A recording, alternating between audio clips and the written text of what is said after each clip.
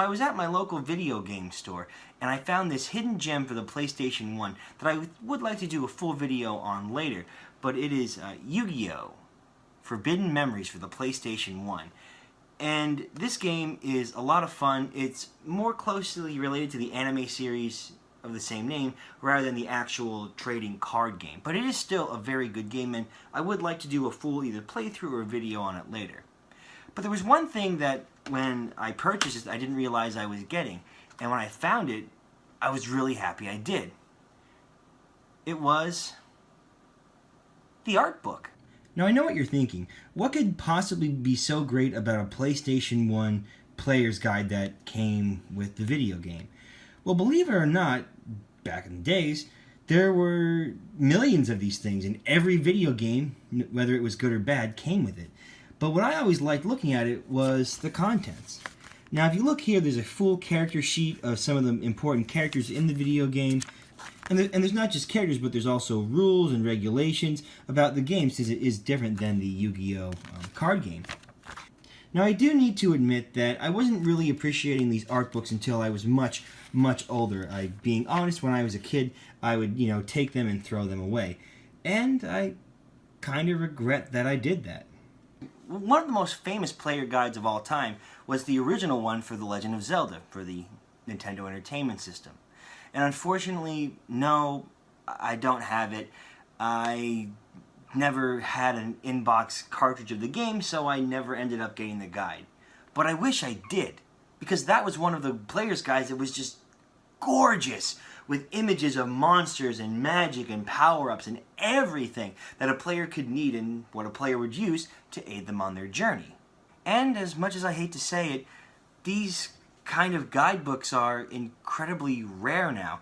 Not because video games aren't being made, but developers aren't making them anymore. Now, I may not have a lot of these players' guides left, especially from Game Boy Advance games, but the ones that I do have are still pretty fun to look at. Here's an example. So this is the player's guidebook for One Piece Grand Battle, a game that I did a Hidden Gems episode on. And, a little backstory about it. And then we see, look at this image right here. This is one of the first images in the game, and you can see so much from it. You see how detailed the sprites are, you see you got health, and you have support characters and all that, and it looks like a really fun platform game.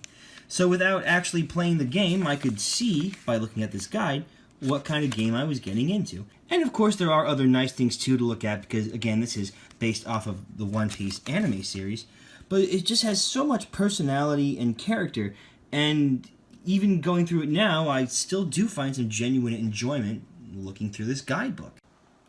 So game developers sacrificed a little bit of creativity and fun for their game to basically save profits. And I could understand that, but there was still so much charm and so much love that would go into these video game guidebooks. Now the guidebook, while having tips and tricks, was kind of like the preface to a really good book. It was a way for the player to whet their appetite as to what the game is going to be when they start to play it. Or if you could look at the guidebook, you can see maybe this game is not the game for me. Now, even with a game that might not be considered the best game ever, there was still a lot of personality to look forward to in all these books. I mean, this Kingdom Hearts one, there's all these characters and all these models and all these rules, and there's so much information to go through that it can appear to be overwhelming. But as a player, if you needed it, it would be there.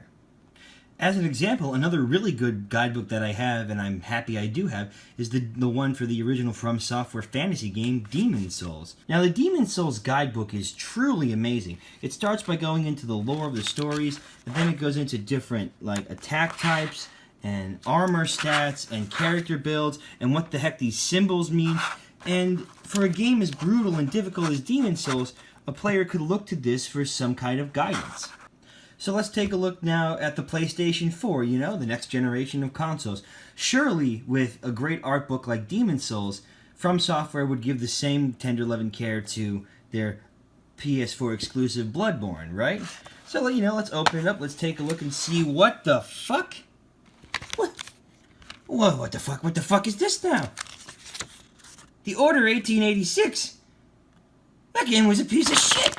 Now you would think that with Bloodborne they would also provide that kind of player's booklet to provide tips and tricks, item descriptions, maybe some concept art or boss monsters or character builds. But you get nothing. And maybe even worse than getting nothing, you get a shitty ad for the Order 1886. Now, don't get me wrong, Sony is not the first company to implement this tactic of getting rid of these player booklets. Even the great King Nintendo has done away with the player booklets too. So now let's take a look at an instruction booklet that again is one of my favorites from one of my favorite Pokemon games, Pokemon Diamond. Now if you look, there's so much tender love and care with details and items and tips and tricks telling you what you can do in cities and towns, and the little Poke Watch thing, that was really cool. And there was all this tender love and information that you could use and could really enhance your experience and get you ready and pumped to play Pokemon Diamond. Alright, so now let's take a look at one of the most recent Pokemon games, Pokemon Sun.